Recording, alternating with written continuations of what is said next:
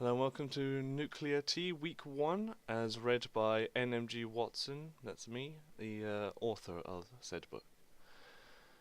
Week 1, Day 1, Morning.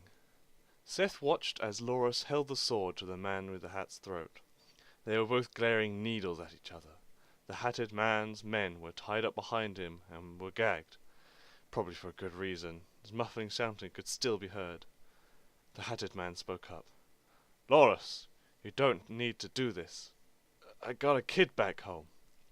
Loris just stared at him coldly and whispered in his ear, "So do I," as he plunged the sword through his neck. Muffled shouting could be heard more so from his colleagues.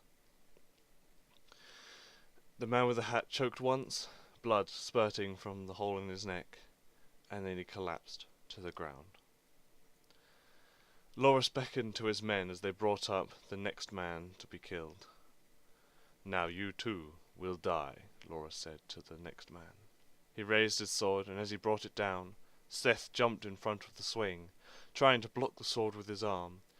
The two met, and Seth woke up. "Again?" he said to himself, as he rubbed his temples. Seth pulled himself out of the hammock and went to the front of his cart. He booted it up and started moving it out of the woods.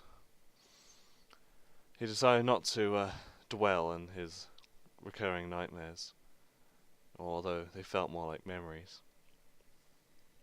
Today he decided to make some money and go to the nearest market town and sell some of his sweet loot. His car rumbled down the dirt track slowly, Seth checking the bushes and ditches for the bandits. Just shame he didn't look up. A bandit jumped down on the cart behind him, and Seth whirled around just in time to duck under the bandit's boot as it flew above his head. He lunged at them from his chair and fell atop the bandit. Grabbing a nearby pipe, Seth pressed it to the bandit's neck, pinning them to the floor of the cart. Bandit's mask slipped down, revealing to Seth that this was a lady bandit.